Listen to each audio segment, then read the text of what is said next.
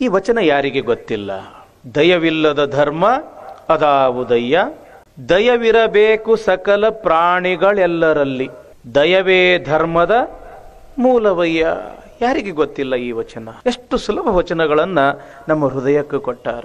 ಈ ಪ್ರಪಂಚದಲ್ಲಿ ಒಂದಲ್ಲ ಎರಡಲ್ಲ ಸುಮಾರು 200 ಧರ್ಮಗಳಿದಾವೆ ಅಂತ ಹೇಳ್ತಾರೆ ಸಂಶೋಧಕರು. ಅದರಲ್ಲಿ ಪ್ರಮುಖವಾಗಿ ಹಿಂದೂ, ಇಸ್ಲಾಂ ಮತ್ತು ಕ್ರೈಸ್ತ ಧರ್ಮ ಪ್ರಮುಖ. ಅದರ ಶಾಖೆಗಳಾಗಿ ಬೌದ್ಧ, ಜೈನ, ಹೀಗೆ ಇನ್ನಿತರ ಧರ್ಮಗಳು ಬರ್ತವೆ.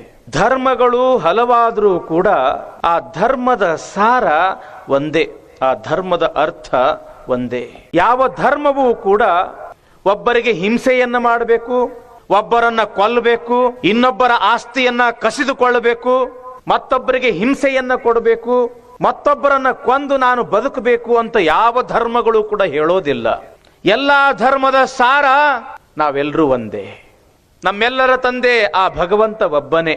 ಯಾವ ರೀತಿಯಲ್ಲಿ ಒಂದೇ ಮನೆಯಲ್ಲಿ ಅಣ್ಣ ತಮ್ಮಂದಿರು ಬೇರೆ ಬೇರೆ ಇರ್ತಾರೆ, ಹಾಗೆ ಈ ಪ್ರಪಂಚ ಅನ್ನೋ ಒಂದೇ ಮನೆಯಲ್ಲಿ ಬೇರೆ ಬೇರೆ ಧರ್ಮದವರು ಇದ್ದಾರೆ, ಅವರು ಅಣ್ಣ ತಮ್ಮಂದಿರಂತೆ. ಒಂದು ಕುಟುಂಬದ ವ್ಯವಸ್ಥೆ ಯಾವ ರೀತಿಯಾಗಿ ಸಹಬಾಳ್ವೆಯ ಒಂದು ಪದ್ಧತಿಯನ್ನ ಕಲಿಸ್ತದೋ ಹಾಗೆ ಇಲ್ಲಿ ಬಸವಣ್ಣ ಅಂತಾನೆ ದಯವೇ ಧರ್ಮದ ಮೂಲ.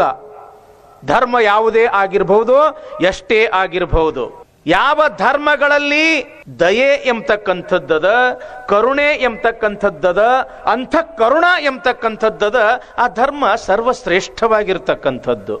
ಅಲ್ಲಿ ದಯೆನೇ ಇಲ್ಲ, ಕರುಣೆನೇ ಇಲ್ಲ, ಪ್ರೀತಿನೇ ಇಲ್ಲ, ಸಹಬಾಳ್ವೆ ಎಂಬತಕ್ಕಂಥದ್ದೇ ಇಲ್ಲ, ಕೂಡಿ ಬದುಕಬೇಕು ಎಂಬತಕ್ಕಂಥ ಭಾವನೆ ಇದ್ದಿದ್ದಿಲ್ಲ ಅಂತಂದ್ರ ಬಸವಣ್ಣ ಅಂತನ ಅದೆಂಥ ಧರ್ಮ, ಅದೆಂಥ ನೀತಿ, ಅದೆಂಥ ತತ್ವ, ಸಲ್ಲದು ಸಲ್ಲದು ಅಂತಾನ ಬಸವಣ್ಣ. ಸಕಲ ಜೀವರಾಶಿಗಳಿಗೂ ಲೇಸನ್ನೇ ಬಯಸು. ದಯೆ ಎಂಬತಕ್ಕಂಥದ್ದು ಕೇವಲ ಮನುಷ್ಯರಲ್ಲಿ ಅಷ್ಟೇ ಅಲ್ಲ, ಮನುಷ್ಯ, ಪ್ರಾಣಿ, ಪಕ್ಷಿ, ಕ್ರಿಮಿ, ಕೀಟಗಳಲ್ಲಿಯೂ ಕೂಡ ದಯಾಭಾವವನ್ನು ಬಂದಪ್ಪ. ಯಾವ ರೀತಿಯೊಳಗ ನಿನ್ನ ಹೃದಯದೊಳಗ ಪರಮಾತ್ಮ ಅಡಗಿದಾನೋ ಹಾಗೆ ಪ್ರತಿಯೊಂದು ಜೀವಿಯ ಆ ಹೃದಯದಲ್ಲಿ ಭಗವಂತ ಅಡಗಿದಾನೆ. ಹೃದ್ದೇಶ ಅರ್ಜುನ ತಿಷ್ಠತಿ ಅಂತ ಶ್ರೀಕೃಷ್ಣ ಪರಮಾತ್ಮ ಹೇಳ್ತಾನೆ. ಪರಮಾತ್ಮ ಎಲ್ಲಿ ಅದಾನಂತಂದ್ರೆ ಜೀವಿಗಳ ಹೃದಯದಲ್ಲಿ ಅದಾನೆ. ಹೀಗಾಗಿ ಒಂದು ಜೀವಿಯನ್ನ ನೀ ಕೊಲ್ಲಾಕತ್ತಿದಿ ಅಂತಂದ್ರ ಆ ಭಗವಂತನನ್ನೇ ನೀ ಕೊಲ್ಲಾಕತ್ತಿದಿ ಎಂಬತಕ್ಕಂಥದ್ದನ್ನ ನೀ ಅರ್ಥ ಮಾಡ್ಕೊಳ್ಬೇಕು. ಮನುಷ್ಯನಾಗಿ ಹುಟ್ಟಿ ಎದೆಯೊಳಗ ಒಂದಿಷ್ಟು ದಯಾ ಅನ್ನೋದು ತುಂಬಿಕೊಳ್ಳಿಲ್ಲ ಅಂತಂದ್ರ ನೀ ಹೆಂಗ ಮನುಷ್ಯ ಆದಿಪ?